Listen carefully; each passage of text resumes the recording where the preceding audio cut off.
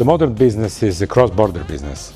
So if you would like to spread a useful message, a positive message, if you would like to do something which is very useful and very creative, it will cross the borders within a couple of seconds. First of all, it's public business.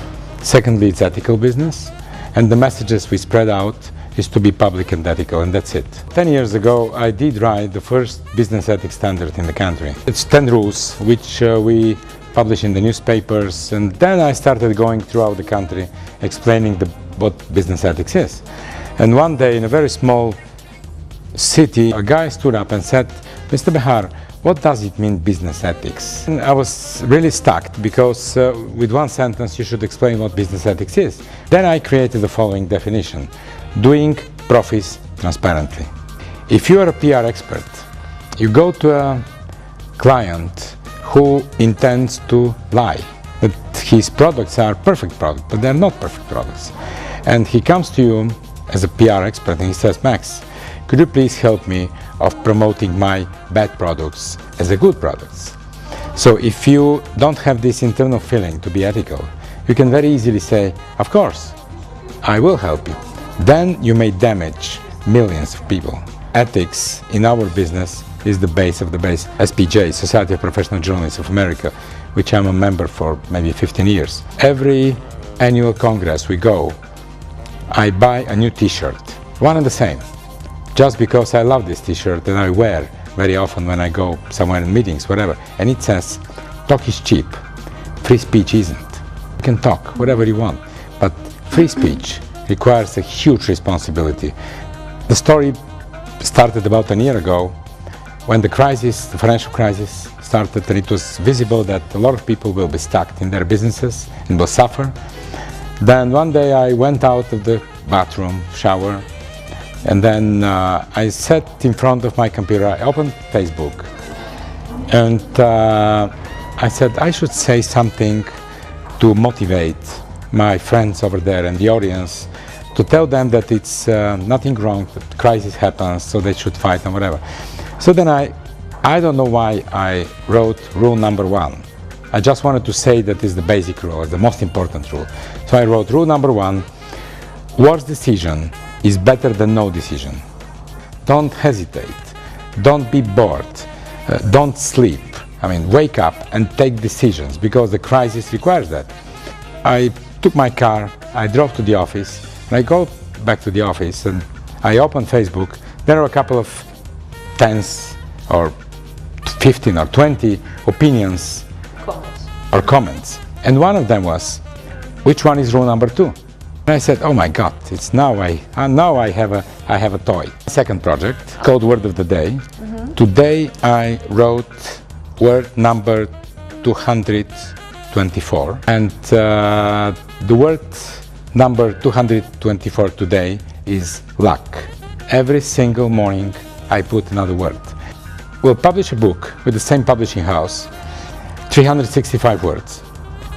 So it will be the word, then the description of the word according to the Oxford Dictionary, and then the description of the word according to the Facebook users 2010, to show how the meaning of this word had changed throughout the years. But the reality is completely different now. So I would like just to compare, and I think that a lot of readers will have fun, because 365 words, you have toy every single day, you open a different page. Actually, we are sort of playing the same game with all the speakers, but we ask you to give just one word, because our word of the day is communication. So if we ask you to say just one word. Communication is fun. Of course, we can describe communications with thousands of other words, but it's not just a business. It's not just a making money machine. It's a process, and during this process, you meet a lot of people. You have a lot of adventures. If it's not a fun, then it's a failure. Then it cannot be anything efficient, anything productive. For me, it's a fun. For the past 15 years, in my company, we've done about 4,000 projects. And all those projects were passing by my eyes, my brain, my attitude, my emotions, my sleepless nights. I cannot say this project was the project of my life, because the project of my life is still to come. But I think that even founding of a community called Facebook is a good example of communications project because it's a pure communications project. Two guys in the beginning from Harvard launched a website to connect Harvard graduates, just not to lose the track. 5 years ago, almost 400 million users at the moment. It's a brilliant example of communications projects which started like that and found the place to gather the people and to explain them that it's much better that they are together than they are separate. It's one of the most successful communications projects in the world. It had changed our life. Should be a tradition. Of course.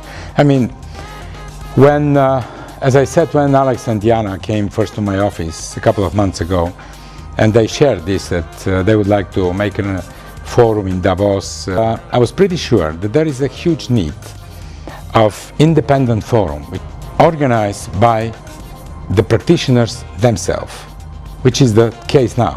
The friendship, the relations we established, even the business cards we did exchange, because you need two things to have a successful event: good speakers and enough coffee breaks. The program was very practical, very simple. The speakers were really very nice, except me, but very high ranking, very interesting. I'm pretty sure that next forum, next February 2011, will have at least 3 times more participants. And within 2 or 3 years, this event will be included in the official program of the Davos events. It's for sure.